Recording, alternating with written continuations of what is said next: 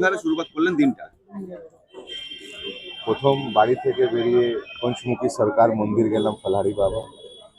তারপর গঙ্গা মার থেকে আশীর্বাদ নিলাম। তারপর এখন রূপশ্রী কালী মন্দিরে আশীর্বাদ নিয়ে এবার এই নন্দিয়া মিল থেকে আমরা আরম্ভ করব। আজকের দিনটা তো অত্যন্ত ভালো আবহাওয়া, কতটা অনুকূল মনে হচ্ছে? দেখুন, সবই প্রভু ইচ্ছা, সবই মায়ের ইচ্ছা।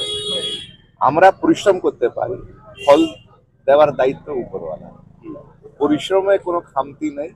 এতদিন কাজ করেছি, এতদিন মানুষের পাশে থেকেছি, তাই জন্য মানুষের সারাও পাচ্ছি, আশীর্বাদও পাচ্ছি। এমন অনুভূতি কি মনে হচ্ছে? ভালো। 7 বছর পর, 7 বছর একটা বিধায়কের পরিষেবা থেকে ভাটপাড়া মানুষ বঞ্চিত ছিল।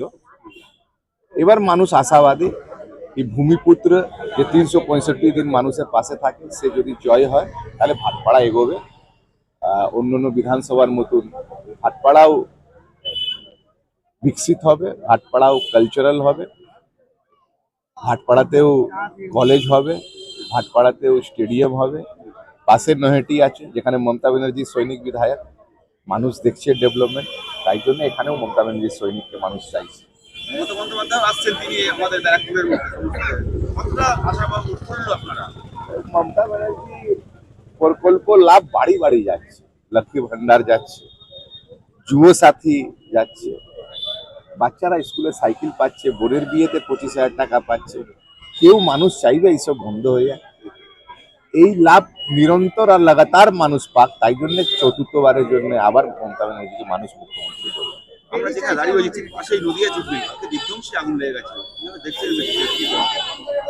যেই খবর শুনে প্রথম আমি আর গোপাল রাওয়াত ওখানে পৌঁছই, ফায়ার ব্রিগেড ডাকি, এবং লোকাল ফায়ার ব্রিগেড ইঞ্জিন পুড়িয়ে যায়। তারপর উপর থেকে পার্থভৌমিক আমাদের সাংসদ, ওনাকেও জানানো হয়, উনি উপর লেভেলে ফোন করে আবার আশেপাশে যত আমাদের সাব ডিভিশনের ফায়ার ব্রিগেডের গাড়ি ছিল সব পাঠানো হয়। আগ কন্ট্রোল হয়েছে, কিন্তু উপরওয়ালা আশীর্বাদে কারো প্রাণহানি হয়নি, কেউ ইনজার্ড হয়নি। নষ্ট হয়েছে, পাট নষ্ট হয়েছে। লাস্ট প্রশ্ন, বিজেপি বলছে পাল্টানো দরকার, তাই ভাটপাড়া কি পাল্টাচ্ছে? 100% ভাটপাড়া পাল্টাবে। কেন, 7 বছর তো ওরা ছিল, কিছু করেনি। তারপরে মানুষের মাঝখানেও ছিল না, দুবাইতে ছিল। তো হট করে এখন এসে যদি ভোট চায়, তো মানুষ তো এত বোকা। ভাটপাড়া আমার নিয়ে কি হবে? আমি পুরো বাঙালির চিন্তা ভাবনা করছি।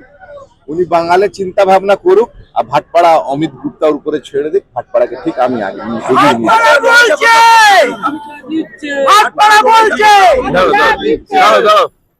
ভাটপাড়াতে একতরফ 7 বছরের বিধায়ক, যিনি কিছু করেননি, 7 বছর এখানে ছিলেন না, মানুষের পাশেও ছিলেন না, কোনো আপদ বিপদে ছিলেন না, দুবাইতে থাকতেন। আর একতরফ মমতা ব্যানার্জি একটা সৈনিক, যে 365 দিন মানুষের পাশে ছিল। করোনা কাল হোক, আইলা হোক, আমফান হোক, পুজোর সময় হোক, বা শীতের সময়, যতটা পেরেছি মানুষের পাশে থেকেছি। মানুষ আশীর্বাদ করে।